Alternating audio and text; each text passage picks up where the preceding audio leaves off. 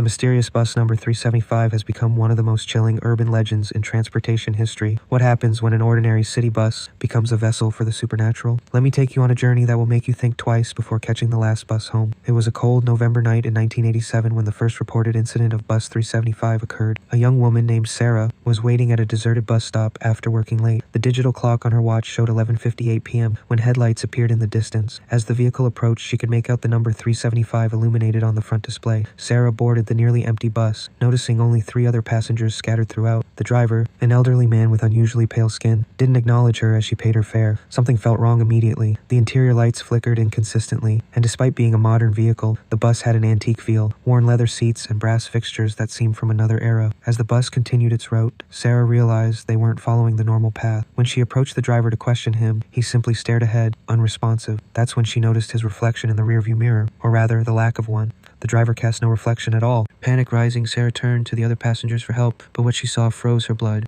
The 3 passengers who had been seated separately were now huddled together in the back row. Their faces were gone, with hollow eyes that seemed to absorb light rather than reflect it. Most disturbing of all, their feet didn't touch the floor of the bus. They hovered several inches above it. Sarah rushed to the doors, pounding and screaming to be let out, but the bus accelerated. The digital display inside the bus, which normally showed the next stop, now displayed a single message: final destination. The streets outside became unfamiliar, buildings giving way to misty countryside that shouldn't exist within city limits. Just as Sarah thought she was trapped forever, the bus screeched to a halt. The doors opened, and without thinking, she leaped out, falling onto wet grass. When she looked up, the bus was already pulling away, disappearing into a thick fog that seemed to materialize from nowhere. The next morning, Sarah reported her experience to the transit authority, only to be told that bus route 375 had been discontinued in 1975, following a tragic accident where the driver and all passengers perished when the vehicle plunged into a reservoir. The bus had never been recovered, but Sarah's encounter wasn't isolated. Throughout the decades, similar reports emerged across different cities. In Chicago, 1993, a college student named Michael boarded what he thought was the last bus home. He described the same eerie atmosphere, the same unresponsive driver, and the same ghostly passengers. Unlike Sarah, Michael remained on the bus until morning, falling asleep despite his fear. He awoke at a regular bus depot with a different driver shaking him awake. When he asked about the night driver, the morning driver informed him that he had been the only one operating bus 375 for the past 15 years. In London, 2002, a night security guard reported seeing a bus numbered 375 drive past his building at exactly 3:75 a.m., a time that doesn't exist. The security footage showed the bus, but all its windows appeared completely black, as if filled with smoke or darkness. Perhaps the most disturbing account came from Tokyo in 2010. A businessman named Takeshi boarded bus 375 after working overtime. He noticed that while the bus appeared normal from the outside, the interior seemed impossibly large, with rows of seats stretching further than the physical dimensions of the vehicle should allow. The other passengers sat motionless, all facing forward, never blinking. When Takeshi finally escaped at a stop, he turned to watch the bus continue its journey, only to see it drive directly into a wall and vanish. Transit authorities worldwide have dismissed these stories as urban legends or hallucinations of exhausted late-night travelers, yet the accounts share too many similarities to be coincidental. Some paranormal researchers suggest that bus 375 isn't a single haunted vehicle, but rather a manifestation that can appear anywhere, a phantom public transport that operates between our world and whatever lies beyond. The most scientific explanation comes from Dr. Eleanor Vance, a physicist specializing in theoretical dimensions. She proposes that bus 375 might exist in a state of quantum uncertainty, occasionally slipping between parallel realities. Public transportation follows fixed routes through space and time, she explained. Perhaps under certain conditions, a vehicle might break from its designated path and traverse the boundaries between dimensions.